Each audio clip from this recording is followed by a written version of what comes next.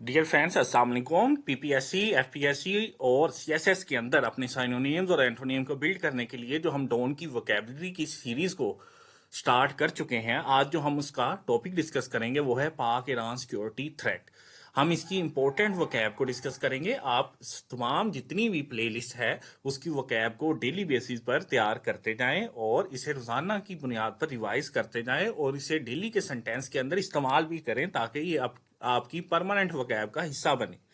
तो जो आज हम वोकैब के वर्ड डिस्कस करेंगे, पहला हमारा वर्ड है वो है मलाइन। मलाइन मीन बदनाम करना। मलाइन मीन बदनाम करना, डिफेम करना। नेक्स्ट है पर्सोनल। पर्सोनल मीन अमला होना। पर्सोनल, अमला, एम्प्लॉय। नेक्स्ट है वॉइड। वॉइड मीन कसम खाना। वॉइड मीन कसम खाना। नेक्स्ट है स्पॉयलर्स। स्पॉयलर्स मीन बगाड़ने वाला। स्पॉयलर्स, स्पॉयलर मीन बगाड़ने वाला। नेक्स्ट है एक्सचेंज। एक्सचेंज मीन तबादला होना। एक्सचेंज मीन तबादला।